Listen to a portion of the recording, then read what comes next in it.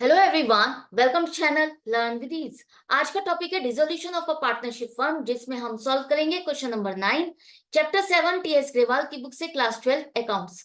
Online sessions, online classes के लिए आप मुझे इस नंबर पर व्हाट्सएप कर सकते हो अपना नाम और क्लास। अगर आप टीएस ग्रेवाल के साथ साथ डीके गोयल बुक को फॉलो कर रहे हो तो इसी चैनल की प्लेलिस्ट को क्लिक करो, आपको न्यू एडिशन के सॉल्यूशंस अपलोडेड मिलेंगे। साथ में ही कम्युनिटी सेक्शन में एमसीक्यूज मिलेंगे क्विज की फॉर्मेट में और एमसीक्यूज के सॉल्यूशन शॉर्ट्स में। तो बहुत कुछ है चैनल पर, विजिट द चैनल। अच्छा लगे तो शेयर और सब्सक्राइब जरूर करना। क्वेश्चन में कहा है दो पार्टनर है कविता और सुमन, जिन्होंने फर्म को डिसॉल्व कर दिया और डिसोल्यूशन के टाइम पर जितनी भी एसेट्स थी जिसे हम कैश में कन्वर्ट कर सकते थे अदर देन कैश बैलेंस, हमने सभी की सभी कहां लिखी? रियलाइजेशन अकाउंट के डेबिट साइड पर। इसी तरह से थर्ड पार्टी की लाइबिलिटीज जितनी भी थी वो भी रियलाइजेशन अकाउंट के क्रेडिट साइड पर पोस्ट कर दिए। अब उसके बाद की जितनी भी ट्रांजैक्शंस है उनकी जर्नल एंट्री क्या होगी, यही आपको बतानी है।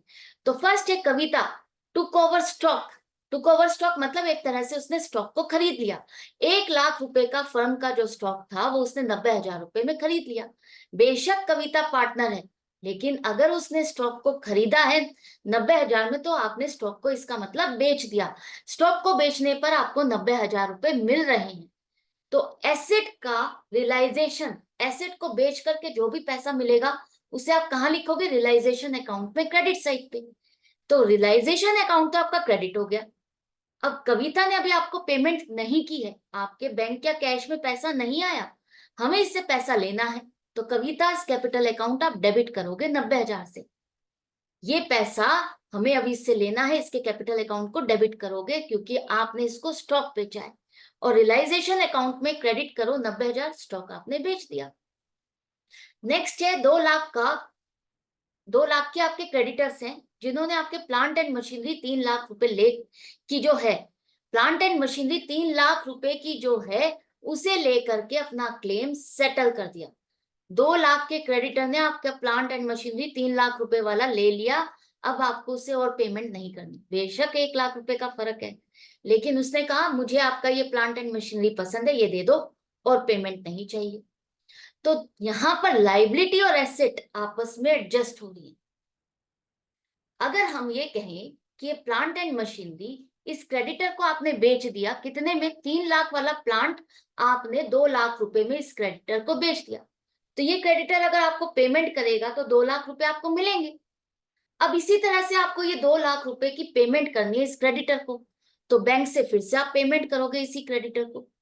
तो अब यहाँ पर ध्यान से समझो, ये मशीनरी आपने रियलाइजेशन अकाउंट में डेबिट साइड पे लिखी हुई है, ये क्रेडिटर जिसकी पेमेंट करनी है ये आपने क्रेडिट साइड पे लिखा हुआ है।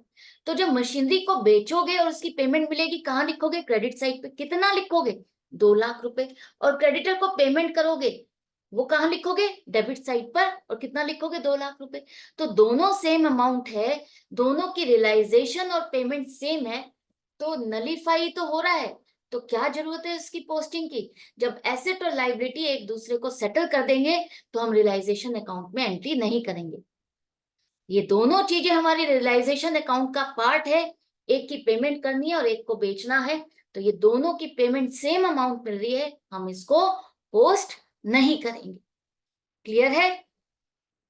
नेक्स्ट है आपकी एक अनरिकॉर्डेड एसेट। अनरिकॉर्डेड एसेट मतलब आपने बुक्स में उसको लिखा ही नहीं है, अभी तक आपको पता ही नहीं थी ये कोई एसेट है, और वो 23,000 रुपए की एसेट है जिसे सुमन, सुमन कौन है? पार्टनर है, उसने 17,000 रुपए में खरीद लिया। 23,000 वाली एसेट को 17,000 रुपए में उसने खरीद लिया। अब अनरिकॉर्डेड एसेट अगर आपको मिल रही है डिसोल्यूशन के टाइम पर, आपको जो भी अनरिकॉर्डेड चीजें मिलती हैं, लाइबिलिटी मिलती है, हम क्या करेंगे? वो हम यही मानेंगे ना हमारा फायदा है। अनरिकॉर्डेड एसेट मिलती है तो उसको बेच करके जितना भी पैसा मिल रहा है वो आपके लिए गेन है, तो हम उसको रिकॉर्ड करेंगे। कहाँ? रियलाइजेशन अकाउंट में। रियलाइजेशन अकाउंट के क्रेडिट साइड पर आप इसको लिखोगे। आप इसको स्टार्टिंग की एसेट्स की लिस्ट में दोबारा से ऐड नहीं करने लगना कि अनरिकॉर्डेड एसेट मिली है, इसको हम डेबिट साइड पे पहले लिखे 23,000 और फिर सुमन को बेचा 17,000, इस तरह से। नहीं नहीं नहीं, जो बैलेंस शीट में थी एसेट सिर्फ आपने वही लिखनी है डेबिट साइड पर। अब ये जो एसेट आपको नहीं मिली है, जो बुक्स में रिकॉर्ड ही नहीं है, तो ये हम मान लेंगे ये सडन इनकम आपको मिली, 17,000 रुपए में आपको इसको बेच करके पैसा मिल रहा है, तो ये आप क्रेडिट साइड पे लिखोगे रियलाइजेशन में। अब सुमन ने अगर इसको खरीदा तो सुमन से हमें पैसा मिल गया है? नहीं। तो सुमन के कैपिटल अकाउंट को डेबिट करो, और ये एसेट, ये सडन इनकम, अनरिकॉर्डेड इनकम आप समझ लो, जिसे हम रियलाइजेशन अकाउंट में कहा लिखेंगे? क्रेडिट साइड पे। नेक्स्ट है, आपने रियलाइजेशन पर 2,000 रुपए का खर्चा किया। रियलाइजेशन पर खर्चा मतलब एसेट्स को बेचना, लाइबिलिटीज की पेमेंट करने में जो भी आपको खर्चा करना पड़ रहा है, कमीशन देना पड़ रहा है, लेबर करनी पड़ रही है, तो वो सारा खर्चा 2,000 का आया। ये 2,000 का खर्चा किसका है? फर्म का है ना। फर्म डिसॉल्व हो रही है, बिजनेस डिसॉल्व कर रहे हो, तो एंड में वाइंड अप का खर्चा फर्म का खर्चा है। तो ये फर्म का खर्चा किसने पे कर दिया? कविता। कविता पार्टनर है, तो फर्म के बिहाफ पर पार्टनर ने पेमेंट कर दी। खर्चा फर्म का है तो फर्म की बुक्स में डलेगा। रियलाइजेशन अकाउंट में डेबिट साइड पे हम सारे खर्चे डालते हैं, तो रियलाइजेशन अकाउंट डेबिट 2,000। जैसे हम इनकम रिकॉर्ड करते हैं क्रेडिट साइड पर, इसी तरह से एंड में जितने भी खर्चे आ रहे हैं वो भी हम डालेंगे और डेबिट साइड पे लिखेंगे। तो 2,000 रुपए का खर्चा आपको डालना है, रियलाइजेशन अकाउंट डेबिट होगा। कविता ने पेमेंट कर दी है, क्या फर्म ने कविता को पेमेंट की है इसकी? नहीं। तो इसका मतलब अब फर्म को कविता को पे करना है 2,000। फर्म का बैंक बैलेंस या कैश का बैलेंस कम नहीं हुआ, कविता ने पेमेंट की है तो कविता को अब फर्म पे करेगी 2,000 रुपए, इसलिए कविता के कैपिटल अकाउंट को हमने क्रेडिट कर दिया कि इसका इतना पैसा और लेना बनता है। बैंक लोन है 21,000 का, जिसकी आपने पेमेंट कर दी। बैंक लोन आपकी थर्ड पार्टी है जिसकी पेमेंट करनी है, तो आप कहाँ लिखोगे? रियलाइजेशन अकाउंट में डेबिट साइड पर। तो बैंक लोन की पेमेंट कर रहे हो तो जनरली हम बैंक से ही पेमेंट करते हैं। Realisation account debit to bank account 21,000 रुपए। क्लियर है? Loss on dissolution amounted to ₹7,000। अब जब आपका रियलाइजेशन अकाउंट बन जाता है तो डेबिट साइड या क्रेडिट साइड, दोनों साइड में से एक साइड का टोटल ज्यादा या कम होगा। तो लॉस का मतलब है कि आपके डेबिट साइड का टोटल ज्यादा है, क्रेडिट साइड का कम है। तो 7,000 रुपए का लॉस आ रहा है, तो लॉस आ रहा है तो लॉस के केस में पार्टनर्स के कैपिटल अकाउंट, लॉस है तो पार्टनर्स में ही डिस्ट्रीब्यूट होगा।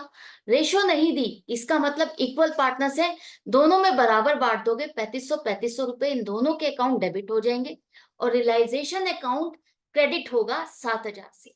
तो ये सभी जर्नल एंट्रीज आई होप आपको अच्छे से समझ में आ गई है। इसी तरह से कनेक्टेड रहो, सीखते रहो, समझते रहो, ताकि एक एक चीज कॉन्सेप्ट क्लियर होता जाए। हर क्वेश्चन में नई चीज मिलेगी आपको, लैंग्वेज नहीं मिलेगी, कॉन्सेप्ट नया मिलेगा। तो सीखते रहो, समझते रहो। मिलते हैं नेक्स्ट वीडियो में नेक्स्ट क्वेश्चन के साथ। Goodbye and take care.